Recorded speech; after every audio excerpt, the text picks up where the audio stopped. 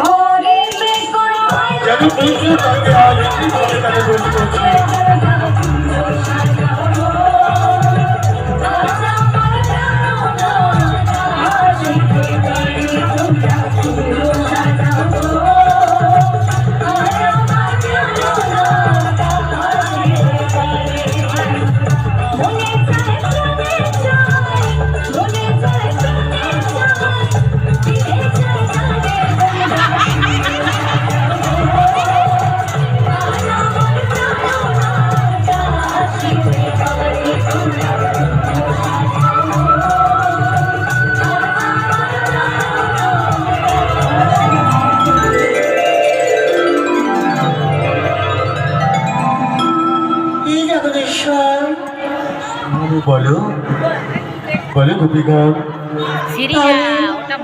আমাদের মনে হচ্ছে পূর্ণমী কখন? শোনো গোপীগণ, আমি তোমাদের সকলকে পুষ্প চয়ন করে দেবো এক এক করে।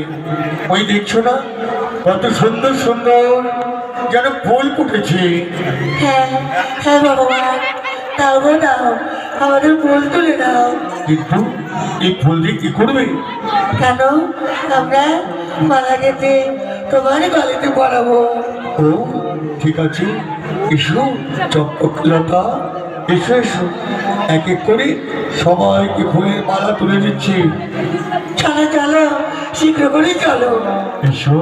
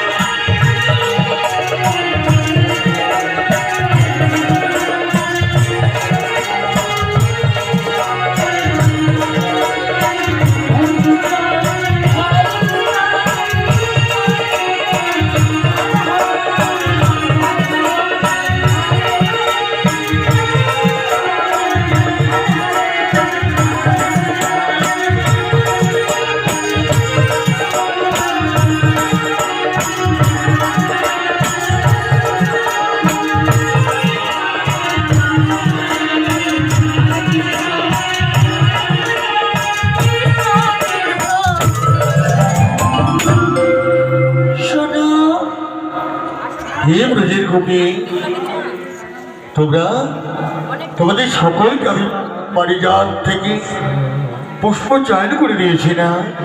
হ্যাঁ গো, হে জগদীশ্বর, তুমি